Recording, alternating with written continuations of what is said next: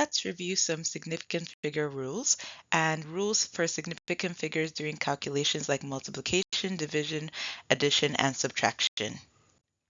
So, significant figures or significant numbers are non-placeholding numbers that are important and relevant. We have a couple rules that help us determine which numbers are significant and which numbers are insignificant in a specific number. So we just want to remember that a significant figure is important and it's not just there for the sake of holding the position of the decimal points. It has relevance. Maybe it shows importance of the precision of the instrument, or it's just significant because it's a non-zero number. So that brings me to my first rule. Non-zero numbers are always significant. So numbers like 1, 2, 3, 4, 5, 6, 7, 8, and 9, those are usually significant in a number. So over here, for example, 5, 3, and 4, these are all significant numbers.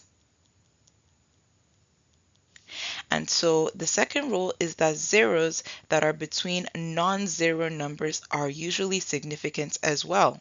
So for example, in the same number, 5.034, we have a zero that's between 5 and 3. So because this zero is between two non-zero numbers, this zero is significant. And then number 3, leading zeros. So numbers that usually are in front of a non-zero number, to the left of a non-zero number, the first one, those ones are not significant. So in the example number that we have, we only have one leading zero here, and this leading zero is not significant. It doesn't really tell us much about the about the number, neither is it significant in any way. So it's non-significant.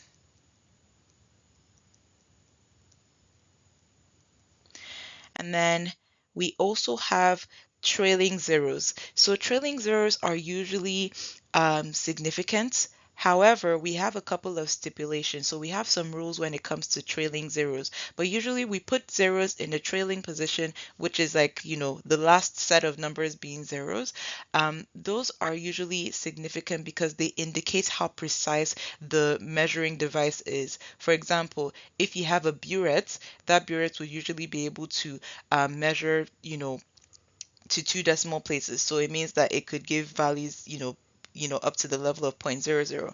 Or you could have something that's even more precise that can give you values up to 0.000. So the zeros that are in a number can kind of let you know how precise it is if it's a trailing zero. But we do have some specific rules. So trailing zeros that are after a decimal point are always significant. So I have the example of 54.000.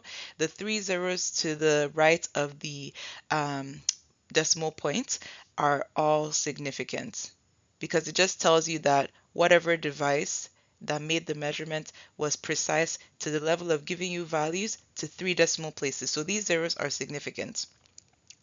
Number 2, trailing zeros that are before a decimal point are always significant. So if you have a decimal point and you have a trailing zero, so a zero that's to the right of the last non-zero number here is a trailing zero that is after a non-zero number but before the decimal point, that zero in 410, that zero is significant.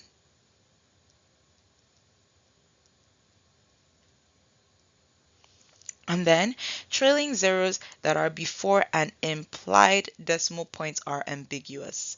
Okay, so this basically means that there isn't really a decimal point in 1200 or 1200. So because there isn't a decimal point, we can't actually say whether this trailing zero is significant or not. So I guess it's just two big question marks. So what some textbooks do, or what some professionals do, is they would usually write, 1200, and then they would put a decimal point. That means that there isn't any doubt that these trailing zeros are significant. But if there isn't a decimal point, then those trailing zeros are ambiguous. It's hard to determine whether they are significant or not. So as mentioned again, you could put a decimal points after the trailing zeros, and that makes it precise and that makes it significant in this case. And here are some rules when it comes to significant figures in calculations. So if you're multiplying or dividing, then the significant figures in your results carries the same number of significant figures as, one of the things that go into the calculation, like the smallest number of significant figures. So here's what I mean. If I have an example of 1.052 multiplied by 12.504 multiplied by 0.53, we can say that the first number has 4 sig figs, second number 5 sig figs, third number 2 sig figs. So our answer might be 6.7208, but then if we're following scientific notation, we want it to have the smallest number of sig figs possible. So we're going to go based off of the least amount of sig figs in the numbers prior to the calculation. So that means that our answer will also have 2 sig figs. Or in the case of division, if you have 2.0035 divided by 3.20, if we're comparing 5 sig figs to 3 sig figs, we definitely want our answer to have 3 sig figs. And then you also have the addition and subtraction rules. So the addition and subtraction rules, we're looking more at the number of decimals, not really number of sig figs, but we're looking more at the number of decimals. So we're still going by the rule that it has to be the least possible number of decimal points. So we just have to look at which value has the least number of decimal points, and then we base our final answer based off of that. So here's an example of an addition. So if we have 2.345 plus 0.07 plus 2.9975, then we are going to go based off of the least number of decimal points. So that's 0.072 decimal points. So our answer 5.41 will be in 2 decimal points. Same thing goes for if you're doing a subtraction, 5.9 minus 0.2291. 5.9 only has 1 decimal point. 0.221 on the other hand does have 3 decimal points. So our answer should be rounded to have the least number of decimal points possible. We also always have to follow the rounding rules.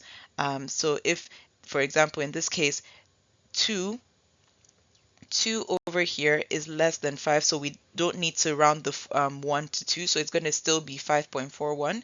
But over here, 7 is larger than 5, so we do need to round. So it would be 5.7 in your final answer.